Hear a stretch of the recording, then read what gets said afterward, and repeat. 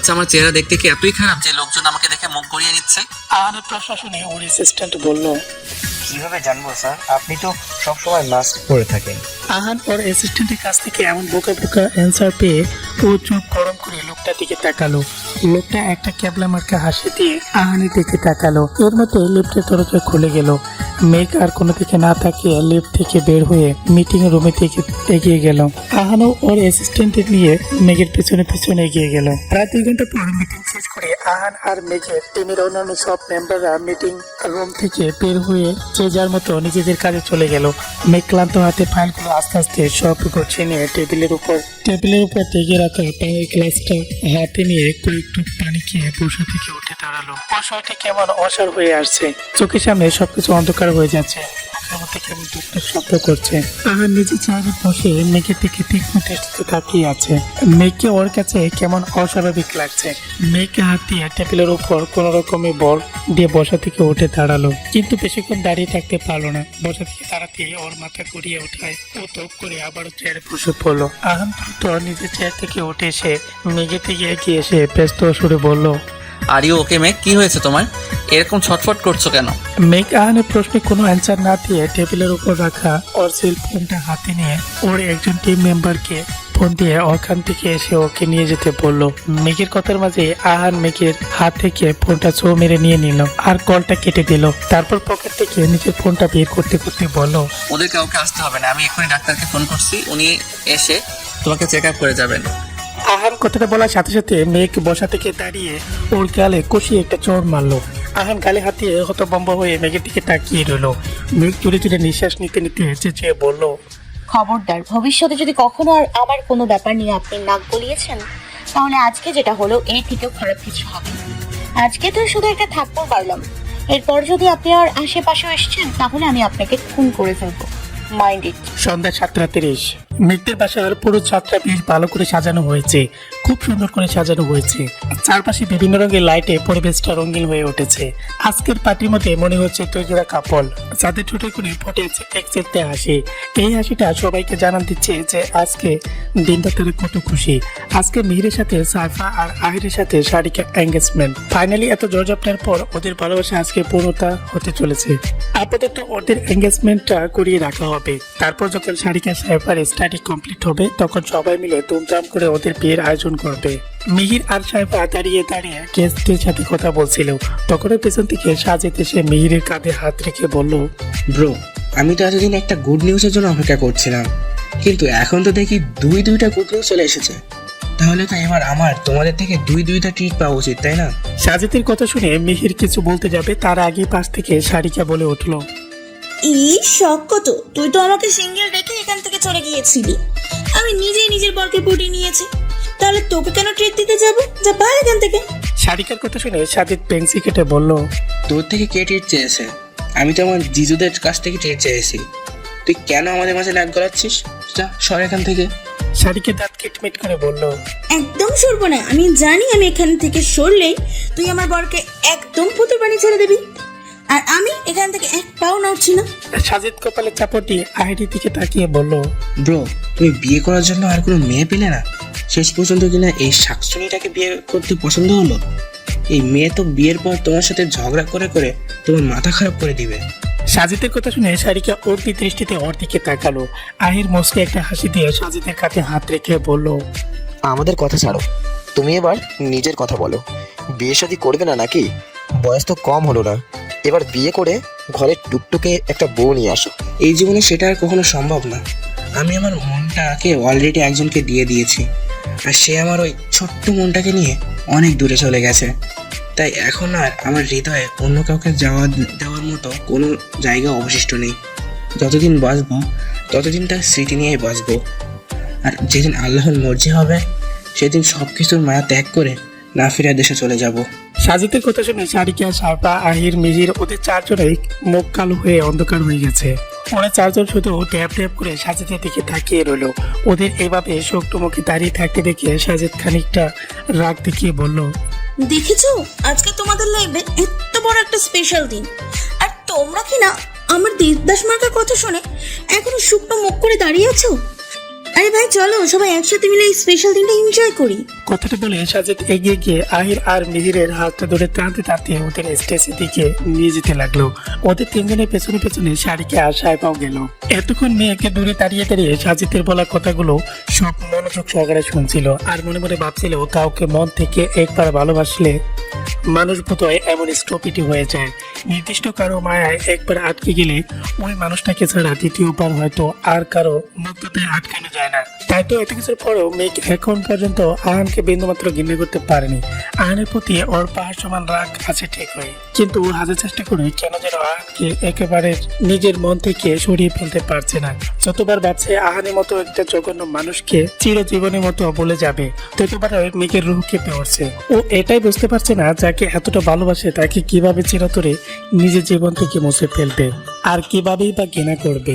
মেঘের এসব ভাবনার মধ্যে ছোট্ট একজনের হাত এসে ওর হাতের আঙ্গুলগুলোতে স্পর্শ করলো। মেঘ কারগুলির পাশে তাকিয়ে তাকে দেখলো হাসি হাসি মুখ করে ওর হাতে আঙ্গুল রেখে ইহান দাঁড়িয়ে আছে। ইহান হলো হিয়ান আর আলিশার একমাত্র ছেলে।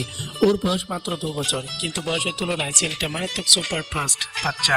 এই বয়সে সে খুব ভালো করে জানে যে কাকে কিভাবে ইমপ্রেস করতে হবে, কার সাথে কিভাবে ভাব জমাতে হবে, কাকে কি বলে ডাকলে চকলেট পাওয়া যাবে। ওকে এসব কাউকে শিখাতে হয় না, ও নিজেই সবাইকে মানুষ পটানোর ফর্মুলা শিখিয়ে বেড়ায়। আলিশা আর ইহানের মধ্যে ইহান হলো ওদের জন্য লাকি চার্ম, কারণ ইহানের জন্মের পরপরই ইহানের নানা ভাই আলিশা আর ইহানের বিয়েটা মেনে নিয়েছিল। মেয়ে খাটু বাস করে ইহানের সামনে বসে ওর গাল টেনে দিয়ে বলল, কি হলো বাবাই, কিছু বলবে? মেঘের প্রশ্ন শুনে ইহান অমায়িক একটা হাসি দিয়ে মেঘের গলা জড়িয়ে দিল, বলল, আমারটা তুলে নাও পিপি, আমি তোমার তুলে উঠবো। মেঘ ইহানের গালে একটা হানি দিয়ে বলল, আমি তো এখন তোমাকে কোলে নিতে পারবো না ইহান সোনা। ইহান মেঘের গলা ছেড়ে দিয়ে ঠোঁট উল্টে বলল, কেন পিপি? মেঘ নিজের চেহারাটা একদম ইহানের মতো করে বলল, কারণ আমার শরীরটা একদম ভালো নেই বাবা। আমি যদি এখন তোমাকে কোলে নিই তাহলে আমার অনেক ব্যথা লাগবে। মেঘের কথা শুনে ইহান মেঘের দিকে কিছুক্ষণ গম্ভীর দৃষ্টিতে তাকিয়ে থেকে দৌড়ে শাড়িকে আর সাহেবের কাছে চলে গেল। ইহানের কাণ্ড থেকে মেঘ ফিক করে হেসে দিল, তারপর বসা থেকে দাঁড়িয়ে নিজের পেটের উপর আলতো করে হাত রাখলো। ডাক্তার বলেছে মেঘের প্রেগনেন্সিতে অনেক কমপ্লিকেশন আছে, তাই বেবি ডেলিভারি হওয়ার আগ পর্যন্ত ওকে যথাযথ সাবধান থাকতে হবে, না হলে বেবি আর ওর দুজোর লাইফ রিস্ক হয়ে যেতে পারে। রাত 10টা। তুজোরা কাপলের একে একে রিং বদলের পালা শেষ হওয়ার পর আজম রহমান কিছু অ্যানাউন্সমেন্টের জন্য সবাইকে স্টেজের কাছে ডাকলেন। সবাই বেশ কৌতূহল নিয়ে ওনার কথাগুলো শোনার জন্য প্রস্তুত হলো। সেই মুহূর্তে ছাদের সব লাইটগুলো বন্ধ হয়ে গিয়ে একটা স্পট লাইট গিয়ে আজম রহমান আর ওনার পাশে দাঁড়িয়ে থাকা ছেলেটার উপর পড়লো। ছেলেটা যে একে সেটা বুঝতে বেশি সময় লাগলো না। মেঘ প্রকুশকে বোঝার চেষ্টায় আছে যে ওর বাবা কি করতে যাচ্ছে। মেঘের ভাবনার মতেই আজম রহমান হাতে মাইক নিয়ে হাসি মুখে বলে উঠলেন, এতদিন তোমরা সবাই যাকে এই কে বলে ভেবে এসেছ, সে আসলে তোমাদের সবার আদরের আহান, যে এতদিন তোমাদের মধ্যে ছিল, অথচ তোমরা কেউ ওকে চিনতে পারোনি। আজম রহমানের কথাটা সবার কানে আসতে পার্টিতে উপস্থিতি সবাই হন্তদন্ত হয়ে গেল। আহার নিজের মুখ থেকে মাস্কটা খুলে আজম রহমানের দিকে তাকিয়ে দৃষ্ট হেসে বলল, যেভাবে কথাটা বললে তাতে তুমি মনে হয় আমাকে চিনতে পেরেছিলে। তুমি তো নিজেও আমাকে চিনতে পারোনি, ভাগ্যিস আমি তোমাকে বলেছিলাম। না হলে তো তোমার অবস্থাও এতক্ষণে সবার মতোই হয়ে যেত। আহানের কথা শুনে আজম রহমান হেসে দিয়ে সামনে তাকালেন। সামনে তাকাতেই ওনার আরেক দফা হাসি পেল, কারণ সবাই এখনো ভূত দেখার মতো চমকে আহানের দিকে তাকিয়ে আছে। এর মধ্যে মীরা রহমান ছুটে এসে আহানকে জড়িয়ে ধরে হাওয়া করে কেটে দিলেন। বাকি ফ্যামিলি মেম্বারও সবাই এগিয়ে গিয়ে আহানকে ধরলো, কিন্তু মেঘ কাউকে কিছু বললো না। নিশ্চয়ই ওখান থেকে নিচে নেমে আসলো। এইবার যা করার ওকে করতে হবে। রাত 11টা। ড্রয়িংরুমে বসে অসহায় ফেস করে মীরা রহমানের দিকে তাকিয়ে আছে আহান। মীরা রহমান সে কখন থেকে আহানকে ননস্টপ বোকা দিয়ে যাচ্ছে, আর আহান ভদ্র বাচ্চার মতো গালে হাত দিয়ে কাঁদো ফেস করে মীরা রহমানের দিকে তাকিয়ে আছে। মা ছেলে কাণ্ড দেখে বাকিটা সবাই মুখ টেপে টেপে হাসছে।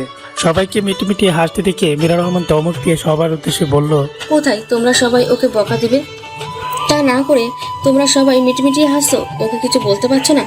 মীরা রহমানের কথা শুনে আহান বসা থেকে দাঁড়িয়ে উঠে ওনার কাছে এগিয়ে এসে পেছন থেকে ওনাকে জড়িয়ে ধরে কাঁদো কণ্ঠে বলল, এটা কি বলছো মামুনি? তোমার বকা শুনেই তো আমার চোখে পানি এসে পড়েছে। এইবার এরা সবাই মিলে যদি আমাকে বকা দেয় তাহলে তো আমি কান্না করতে করতে একদম সাগর বানিয়ে ফেলবো। মীরা রহমান অভিমানী কণ্ঠে খানিকটা রাগ দেখিয়ে বলল, খবরদার, একদম মামুনি মামুনি বলে ঢং করতে আসবে না। এতদিন তো একবারও মামুনির কথা মনে পড়েনি। মামনি বেঁচে আছে নাকি মারা গেছে সেটাও খোঁজ নেওয়ার কেউ প্রয়োজন মনে করিসনি। তাহলে এখন কেন মামনির কাছে ফিরে এসেছিস? চলে যা এখান থেকে। মীরা রহমানের কথা শুনে আহান হেসে কিছু বলতে যাবে, তার আগে মেঘকে সুটকেস হাতে নিয়ে সিঁড়ি থেকে নামতে নামতে কাট কাট গলায় বলে উঠলো, তোমাদের ঢং আর আদিক্ষেতা শেষ হলে আমি কিছু কথা বলতে পারি। মেঘের কথায় গাড় করিয়ে সবাই সিঁড়ির দিকে তাকালো। মেঘ নিচে এসে সুটকেসটা এক সাইডে রেখে হ্যান্ড ব্যাগটা থেকে একটা কাগজ বের করে আহানের সামনে এসে ধরলো। আহান মীরা রহমানকে ছেড়ে দিয়ে মেঘের সামনে দাঁড়িয়ে ওর দিকে ব্রোকুসকে তাকালো।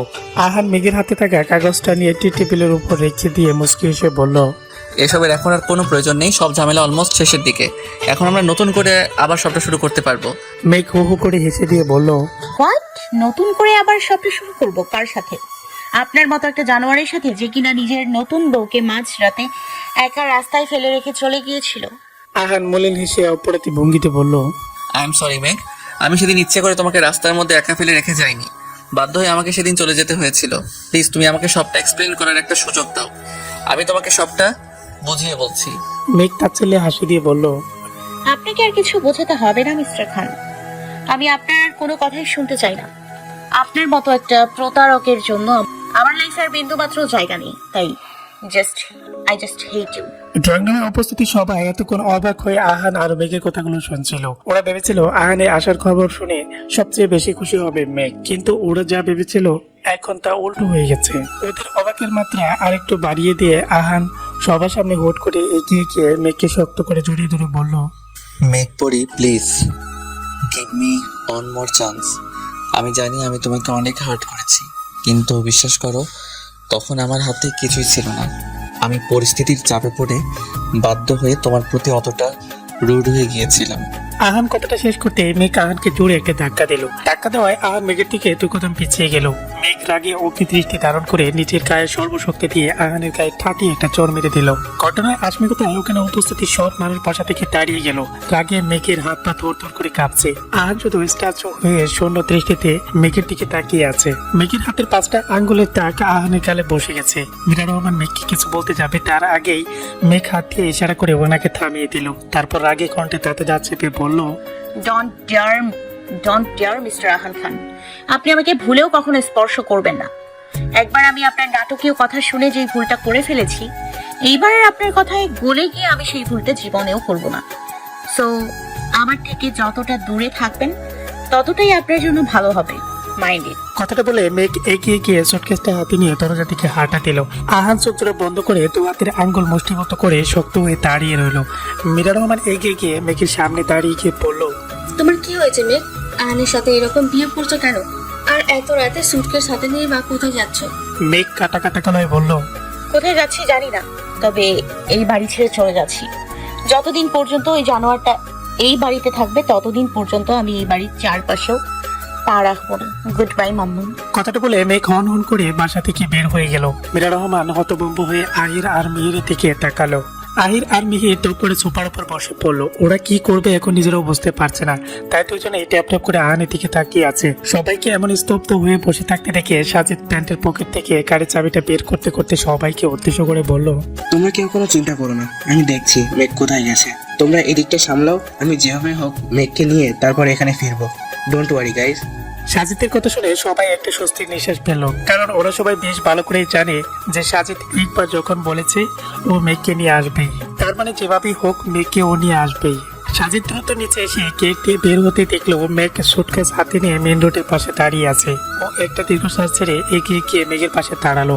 তারপর শান্ত কণ্ঠে বলল, আচ্ছা, তোরা দুই ভাই বোন কথায় কথায় এত রেগে যাস কেন বলতো? আর তোদের দুজনের হাতটা এত আগে আগে চলে কেন?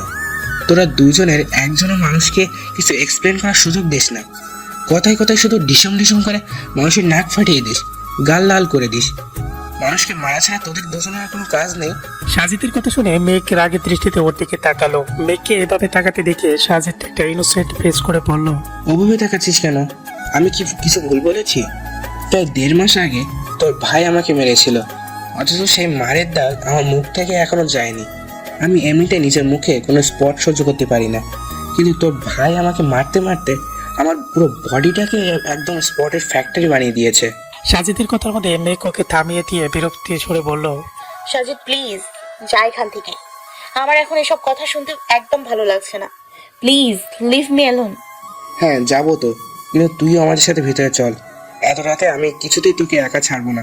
প্লিজ ভিতরে গিয়ে একবার আহান ভাইয়ের কথাগুলো শোন, ওনাকে সবটা এক্সপ্লেন করার সুযোগ দে। তারপর তোর যেদিকে মন চাই তুই সেদিকে চলে যাস। মেঘ কঠিন গলায় বলল, ওনার কথা শুনে তো দূরে থাক, আমি ওনার মুখটাও দেখতে চাই না কখনো। কথাটা বলে মেয়েকে সুটকেস হাতে নিয়ে সামনের দিকে হাঁটা দিল, আর সাজিদ ওর পেছনে পেছনে আস্তে আস্তে ওকে বিভিন্ন ভাবে বোঝাতে লাগলো। ওরা হাঁটতে হাঁটতে কিছু একটা দূরে চলে আসতেই হঠাৎ করে দুটো গাড়ি এসে মেঘ আর সাজিদকে দুপাশ থেকে ঘিরে ফেললো। সাজিদ আর মেঘ দুজনে ব্রোকসকে গাড়ি দুটো থেকে তাকালো। এর মধ্যে দুটো গাড়ি থেকে কতগুলো কালো পোশাক পরা লোক বের হয়ে মেঘের হাত চেপে ধরলো।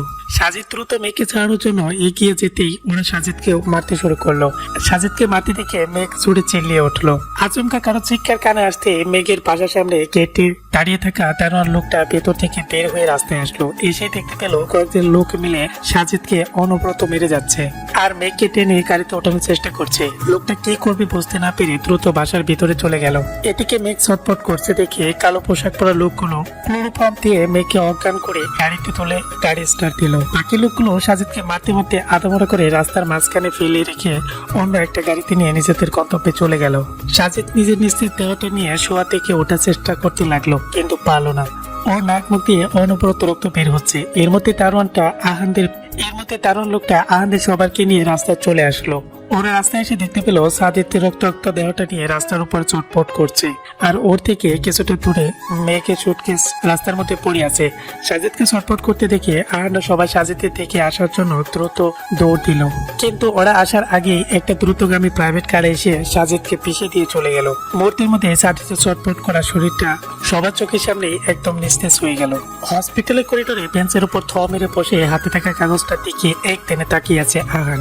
এই মুহূর্তে ওর চারপাশে কি হচ্ছে সেদিকে ওর বিন্দু মাত্র খেয়াল নেই, শুধুমাত্র কাগজটার দিকে তাকিয়ে তাকিয়ে নিজের হিসাব মিলাতে ব্যস্ত। এটা মেঘের প্রেগন্যান্সি রিপোর্ট। তখন সাজিদ অ্যাক্সিডেন্ট হওয়ার পর সাথে সাথে মেহের আহান সাজিদকে দৌড়াদৌড়ি করে বাড়ির গাড়িতে উঠিয়ে হসপিটালের দিকে রওনা দিয়েছিল।